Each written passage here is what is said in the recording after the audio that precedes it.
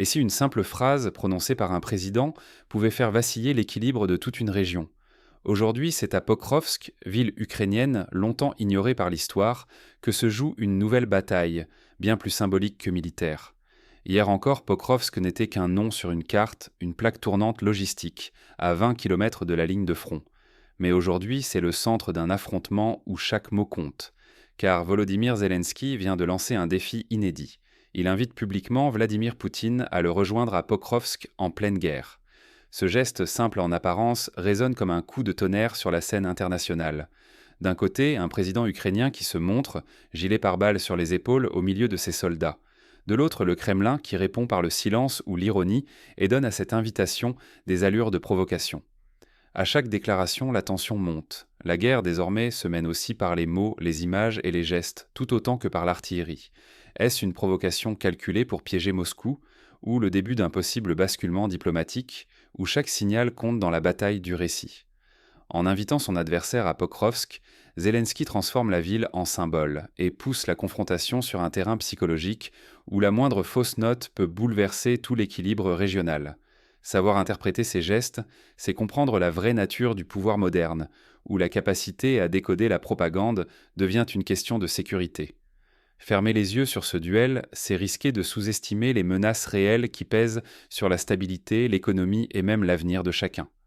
Pour comprendre pourquoi Pokrovsk est devenu le cœur brûlant de la guerre, il faut remonter à ses racines et découvrir comment une ville ordinaire s'est retrouvée au centre de toutes les attentions. Voyons comment Pokrovsk, de simple carrefour logistique, est devenu un symbole stratégique et pourquoi toutes les caméras du monde sont aujourd'hui braquées sur cette ville. Pokrovsk, plus qu'une simple localité, un miroir de toute la guerre.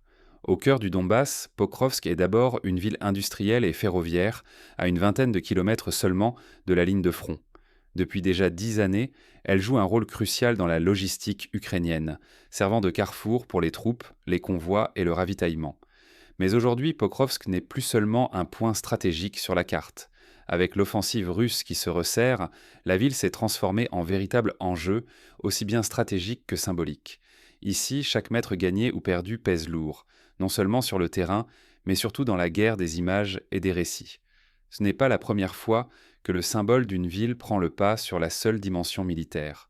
On se souvient de Mariupol, ravagé puis exhibé comme trophée politique, ou encore de Bakhmout, où la victoire pesait autant dans la propagande que dans la réalité des combats. Pokrovsk marche désormais sur leurs traces, dans une lutte où le prestige compte autant que les blindés. Ce qui se joue ici va donc bien au-delà des batailles classiques. C'est la communication, les gestes, les invitations publiques qui redessinent le front. Négliger l'importance des symboles, c'est risquer de passer à côté de la véritable dynamique du conflit, celle qui fait basculer le moral, la perception internationale et parfois le cours de l'histoire elle-même. Mais alors, qu'est-ce qui a changé ces dernières semaines pour que Pokrovsk devienne le théâtre d'un duel public entre chefs d'État et le nouvel épicentre de la guerre psychologique? Derrière cette escalade symbolique, un événement précis a tout bouleversé. Regardons de plus près ce geste inédit qui a placé Pokrovsk sous les projecteurs du monde entier. Quand une invitation devient une arme de guerre. À Pokrovsk, le front ne se joue plus seulement à coups d'obus, mais sur le terrain des images et des récits. Sur la ligne de front, Volodymyr Zelensky, en gilet pare-balles, apparaît entouré de soldats au visage tiré par la fatigue. Les caméras captent chaque geste, chaque regard. Il s'agit moins de montrer la bravoure que de transmettre un message clair, non seulement à la Russie, mais à la planète entière. Moscou reste impassible, qualifiant l'initiative de Zelensky de piège. Pour le Kremlin, cette invitation n'est qu'une manœuvre destinée à déstabiliser et à piéger Vladimir Poutine dans un jeu d'images dont il ne maîtrise pas les codes. À l'inverse, de nombreux médias occidentaux saluent cet acte comme un signal de courage, un pied de nez à l'intimidation russe et la preuve que Kiev tient encore debout face à l'adversité. Entre ces deux interprétations, la vérité se brouille. Propagande russe contre storytelling occidental. Chacun propose sa propre réalité, cherchant à influencer l'opinion publique mondiale. Les faits objectifs se perdent dans une avalanche de vidéos, de communiqués et de tweets où chaque mot est disséqué, chaque silence interprété. Sur le terrain, la tension redouble. L'armée ukrainienne déploie ses troupes d'élite, dont le célèbre régiment Azov, pour renforcer la défense de Pokrovsk. Simultanément, les forces russes lancent des assauts coordonnés depuis plusieurs directions, cherchant à encercler la ville. Les rapports d'affrontements intenses se multiplient, mais l'enjeu n'est plus seulement militaire. Il est symbolique, psychologique et médiatique. Jamais une frontale médiatique n'a autant pesé sur le cours de la guerre. Les médias du monde entier, du New York Times à France 24, relevant ces images d'un président sur le front, partageant la peur, la fatigue et la détermination de ses soldats. Les opinions publiques oscillent, admiration pour l'audace, crainte d'une escalade, mais aussi scepticisme face à la théâtralisation du conflit. Le vrai danger ? Être manipulé sans le vouloir par les récits dominants, perdre tout repère dans la jungle des images et des discours. Dans cette nouvelle guerre qui maîtrise le récit, détient une arme aussi puissante qu'un missile. Le destin de Pokrovsk ne se joue donc pas seulement dans les tranchées, mais aussi sur nos écrans, dans nos débats, jusque dans nos certitudes les plus intimes. Or, derrière ces joutes symboliques, ce sont les prochains jours qui pourraient mettre et faire basculer l'avenir de Pokrovsk et de tout l'Est ukrainien. Mais pour comprendre comment Pokrovsk en est arrivé là, il faut remonter le fil de son histoire et décrypter ce qui fait de cette ville un enjeu stratégique et symbolique majeur depuis déjà plusieurs années. 3 scénarios, un tournant et des répercussions bien au-delà de l'Ukraine. Imaginons d'abord la chute de Pokrovsk. Si la ville tombe, Moscou ne gagnera pas seulement un morceau de territoire. Ce serait un triomphe psychologique immense. La Russie prouverait sa capacité à briser l'un des bastions ukrainiens, à couper une artère logistique vitale et à montrer au monde que la volonté de Kiev n'est pas inébranlable. Les images de soldats russes défilant dans Pokrovsk seraient exploitées sur toutes les chaînes, galvanisant l'opinion en Russie, semant le doute parmi les alliés de l'Ukraine et offrant à Vladimir Poutine un symbole retentissant de force et de revanche. Mais l'histoire pourrait basculer autrement. Scénario 2, la défense ukrainienne résiste. Pokrovsk tient bon malgré les assauts répétés. Pour Kiev, ce serait une victoire morale, une preuve éclatante que la détermination ukrainienne ne plie pas sous la pression. Un tel exploit raviverait l'espoir dans la population, renforcerait la cohésion nationale et, surtout, pourrait convaincre les alliés occidentaux de réaffirmer leur soutien, d'envoyer davantage d'aide et de maintenir la pression diplomatique sur Moscou. Dans ce cas, le symbole de Pokrovsk galvanise l'Ukraine et renverse la dynamique psychologique du conflit. Vient alors le 3e scénario, celui que craignent de nombreux analystes, l'impasse prolongée. Aucun camp ne parvient à s'imposer, la ligne de front se fige mais la violence continue. Ici, le risque d'escalade monte d'un cran. Frappe plus audacieuse, emploi de nouvelles armes, frappe contre des infrastructures stratégiques, voire incidents qui pourraient entraîner un engrenage incontrôlable. Dans ce climat, la tentation de provoquer l'adversaire, voire de tester les lignes rouges de l'OTAN, devient réelle. La frontière entre guerre conventionnelle et affrontement ouvert avec l'Occident s'amenuise dangereusement. Au-delà de l'aspect militaire, chaque scénario aurait des effets collatéraux mondiaux. Les marchés de l'énergie pourraient en s'envoler si la région bascule dans le chaos. Les chaînes d'approvisionnement, déjà fragilisées par les conflits passés, subiraient un peu de nouvelles perturbations affectant l'économie à l'échelle planétaire. L'incertitude croissante pèserait sur la confiance des investisseurs, sur les cours des denrées de base et sur la stabilité des sociétés, bien au-delà de l'Europe de l'Est. Dans ce jeu de symboles et de perceptions, le soutien international reste la variable clé. Si l'Ukraine parvient à façonner le récit et à convaincre que Pokrovsk est le rempart du monde libre, elle pourrait mobiliser l'opinion publique, maintenir l'aide occidentale et dissuader Moscou d'aller plus loin. Mais si le doute s'installe, si les images de défaite s'accumulent, si la lassitude gagne les sociétés occidentales, alors le risque d'abandon, de retrait ou de compromis défavorable grimpe en flèche.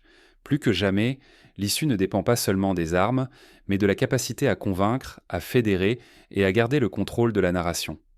Ignorer ce jeu des possibles, c'est risquer d'être pris au dépourvu par des bouleversements qui ne s'arrêteront pas aux frontières ukrainiennes. Sécurité, économie, société, chaque spectateur, chaque État, chaque entreprise est concerné par les conséquences de ces choix. Comprendre les scénarios, c'est se préparer à ce que la guerre moderne peut réellement provoquer. Mais au cœur de ces incertitudes, une question demeure. Quels enseignements tirer de Pokrovsk pour comprendre la guerre d'aujourd'hui et pour agir chacun à notre échelle ? Décortiquons maintenant les leçons clés que révèle l'exemple de Pokrovsk. Comment comprendre et anticiper la guerre moderne et quels gestes peuvent vraiment faire la différence ici et ailleurs ?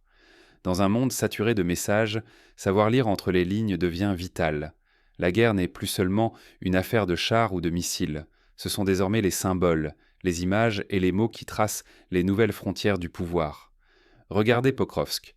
Ce nom, hier inconnu, est devenu le cœur battant d'un affrontement où la communication et la symbolique sont des armes aussi puissantes que n'importe quelle division blindée. La maîtrise du récit, l'art de marquer l'opinion internationale, pèsent aujourd'hui aussi lourd que le contrôle d'un pont ou d'une voie ferrée. À chaque instant, chaque événement, chaque image diffusée peut renverser le moral d'une nation ou bouleverser l'équilibre fragile entre adversaires. Quand Zelensky se présente en gilet pare-balles sur la ligne de front et invite publiquement Poutine, ce n'est pas un simple geste. C'est une offensive psychologique pensée pour bousculer l'adversaire et marquer les esprits jusqu'à Washington et Moscou. Mais attention, face à la force de frappe médiatique, rester simple spectateur, c'est courir le risque d'être manipulé. Car derrière chaque déclaration, chaque visite, se cachent des stratégies complexes. Que l'on écoute les récits russes ou occidentaux, la vérité se dilue souvent dans le brouillard de la propagande. Il est donc devenu crucial d'aiguiser sa pensée critique, de se demander qui parle, dans quel but et à quel moment. Savoir décoder les symboles, c'est anticiper les conséquences réelles. Une image peut, en quelques heures, influencer la bourse, déclencher des sanctions ou changer la posture d'alliances entières. Pokrovsk nous enseigne que le pouvoir moderne repose sur l'interprétation des signes autant que sur la force brute. Si nous restons passifs, nous risquons d'être instrumentalisés, de subir de plein fouet les répliques économiques ou géopolitiques sans y être préparés. Alors la question n'est plus seulement qui contrôle Pokrovsk sur le terrain, mais bien qui maîtrise l'histoire que l'on racontera demain sur cette ville. Mais au-delà du duel de symboles, que peut-on réellement attendre pour Pokrovsk et la suite du conflit ? Examinons ensemble les scénarios possibles et les leçons à retenir pour l'avenir. Le vrai pouvoir ne réside plus seulement dans les armes, mais dans la manière de raconter l'histoire. Aujourd'hui, Pokrovsk incarne parfaitement cette nouvelle réalité. Ce n'est plus uniquement une ville stratégique, mais le théâtre d'une guerre des récits où chaque geste, chaque déclaration pèse autant qu'un bataillon entier. L'invitation publique de Volodymyr Zelensky à Vladimir Poutine n'est pas qu'un défi militaire, c'est une arme de communication conçue pour marquer les esprits et déplacer la bataille sur le terrain de la perception. Dans ce conflit, qui détient le contrôle du symbole peut façonner le destin du monde. Celui qui maîtrise la narration impose sa vision, brouille la vérité et influence la façon dont nous, simples citoyens, comprenons ce qui se joue réellement à l'est de l'Europe. La guerre ne se limite plus aux tranchées. Elle se propage à travers les réseaux sociaux, les chaînes d'information et les discours soigneusement calibrés. Mais ce pouvoir est fragile.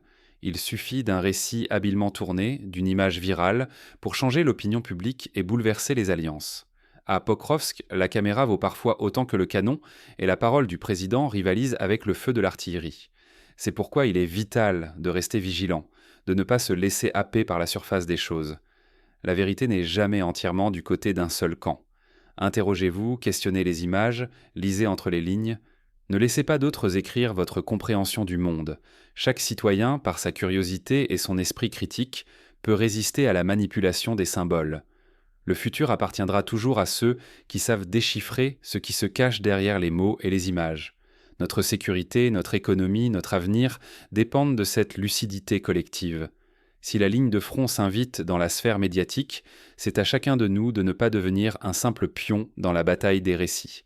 Alors partagez cette analyse, discutez-en autour de vous et gardez l'œil ouvert sur la suite des événements. Car ce qui se joue aujourd'hui à Pokrovsk pourrait bien annoncer les prochains grands bouleversements du monde.